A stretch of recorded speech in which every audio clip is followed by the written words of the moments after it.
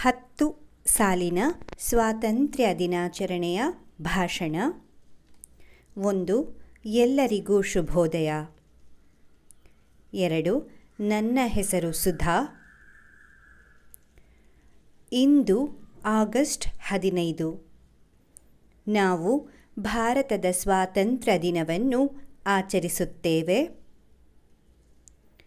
ಸ್ವಾತಂತ್ರ್ಯ ದಿನ ನಮ್ಮ ದೇಶದ ಬಹು ಮಹತ್ವದ ಹಬ್ಬ. 1947ರ ಈ ದಿನ ನಮ್ಮ ದೇಶ ಬ್ರಿಟಿಷರಿಂದ ಮುಕ್ತವಾಯಿತು. ಗಾಂಧೀಜಿ, ಭಗತ್ ಸಿಂಗ್, ಸುಭಾಷ್ ಚಂದ್ರ ಬೋಸ್ ಇನ್ನೂ ಅನೇಕರು ಈ ದೇಶಕ್ಕಾಗಿ ಹೋರಾಡಿದರು. ಅವರ ತ್ಯಾಗದಿಂದ ನಾವು ಇಂದು ಶಾಂತಿಯಿಂದ ಬದುಕುತ್ತಿದ್ದೇವೆ.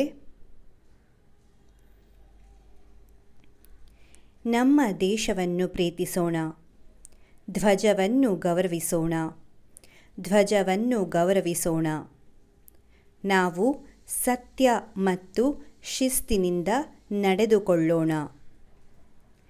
ಎಲ್ಲರಿಗೂ ಸ್ವಾತಂತ್ರ್ಯ ದಿನದ ಶುಭಾಶಯಗಳು. ವಂದೇ ಮಾತರಂ. ಧನ್ಯವಾದಗಳು.